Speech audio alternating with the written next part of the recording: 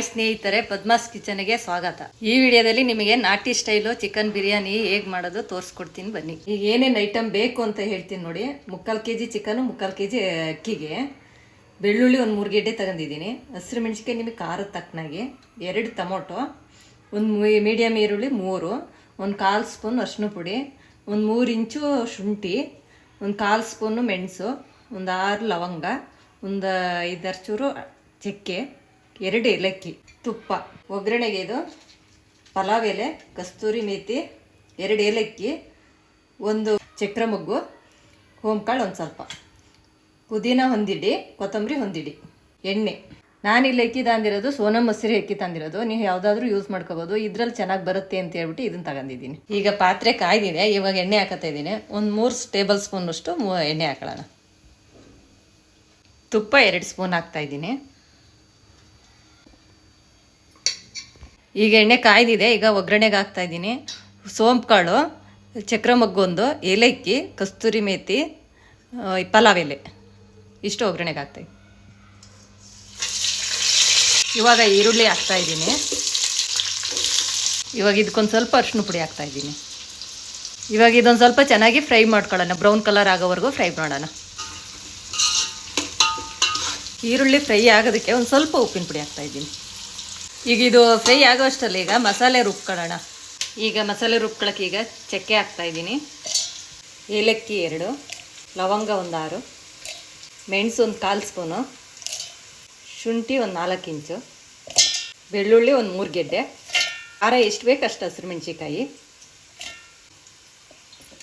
ನೀರು ಒಂದು ಸ್ವಲ್ಪ ಹಾಕಂದು ನೈಸಾಗಿ ರುಬ್ಕೊಳ್ಳೋಣ. ಈಗ ಇಷ್ಟು ನೈಸಾಗಿ ರುಬ್ಕೊಂಡಿದ್ದೀನಿ ನೋಡಿ. ಈಗ ಇದು ಚೆನ್ನಾಗಿ ಫ್ರೈ ಆಗಿದೆ. ಇವಾಗ ಟೊಮೊಟೊ ಹಾಕ್ತಾ ಇದ್ದೀನಿ.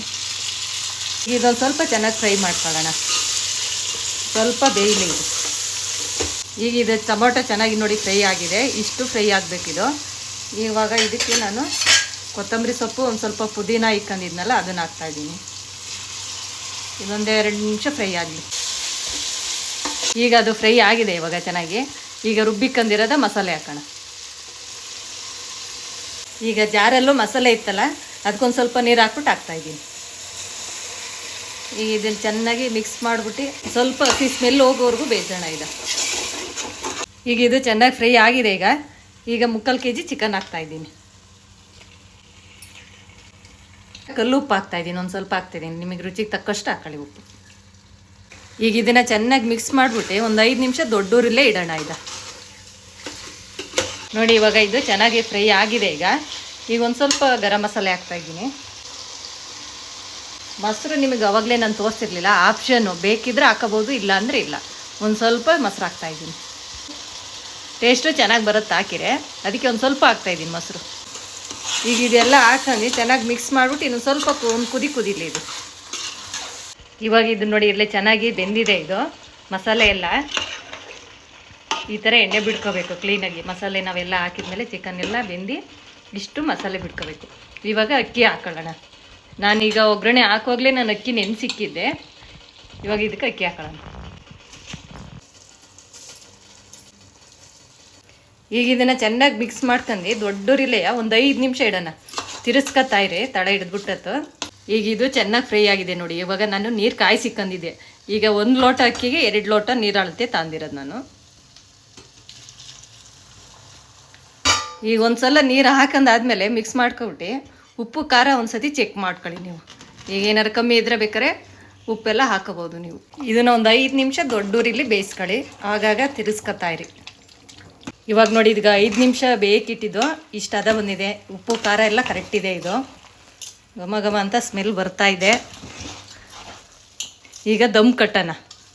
ತೆವೆ ಇಡ್ತಾಯಿದ್ದೀನಿ ದಮ್ ಕಟ್ಟೋದಕ್ಕೆ. ಡೈರೆಕ್ಟಾಗಿ ಇಕ್ಕಿರೆ ತಡ ಸಿಹಿತಿ ಅಂತ ನಾನು ತೆವೆ ಇಟ್ಬಿಟ್ಟು ಇಡ್ತಾಯಿದ್ದೆ. ಇದೆಲ್ಲ ಒಂದು ಲೆವೆಲ್ ಮಾಡ್ಕೊಂಡು ಈಗ ತುಪ್ಪ ನಾನು 1 ಸ್ಪೂನ್ ಹಾಕ್ತಾಯಿದ್ದೀನಿ ಸುತ್ತ. ಈಗ ಬಾಳೆದೆಲ್ಲ ಇಕ್ಬಿಟ್ಟು ನಾನು ದಮ್ ಕಟ್ತಾಯಿದ್ದೀನಿ. ಈಗ ದೊಡ್ಡೂರಲ್ಲಿ ಒಂದು 5 ನಿಮಿಷ ಇಡೋಣ, ಆಮೇಲೆ ಸಣ್ಣೂರಲ್ಲಿ ಒಂದು 5 ನಿಮಿಷ ಇಡೋಣ. ಈಗ ಇದು 10 ನಿಮಿಷ ಆಗಿದೆ ನೋಡಿ. ಈಗ ರೆಡಿ ಆಗಿದೆ. ಈಗ ನೋಡಿ ಎಷ್ಟು ಚೆನ್ನಾಗಿ ಬಂದಿದೆ, ಕಲರ್ಫುಲ್ ಆಗಿದೆ. ಟೇಸ್ಟು ಘಮ ಘಮ ಅಂತ ಸ್ಮೆಲ್ ಬರ್ತಾ ಇದೆ. ಈ ವಿಡಿಯೋ ನಿಮಗೆ ಇಷ್ಟ ಆಗಿದರೆ ಲೈಕ್ ಮಾಡಿ, ಶೇರ್ ಮಾಡಿ, ಸಬ್ಸ್ಕ್ರೈಬ್ ಆಗಿ. ನೀವು ಇದನ್ನು ಟ್ರೈ ಮಾಡಿ ಹೇಗೆ ಬಂದಿದೆ ಅಂತ ಹೇಳ್ಬಿಟ್ಟು ನಮಗೆ ಕಮೆಂಟ್ ಮಾಡಿ. ತುಂಬ ಚೆನ್ನಾಗಿ ಬಂದಿದೆ, ನೀವು ಟ್ರೈ ಮಾಡಿ.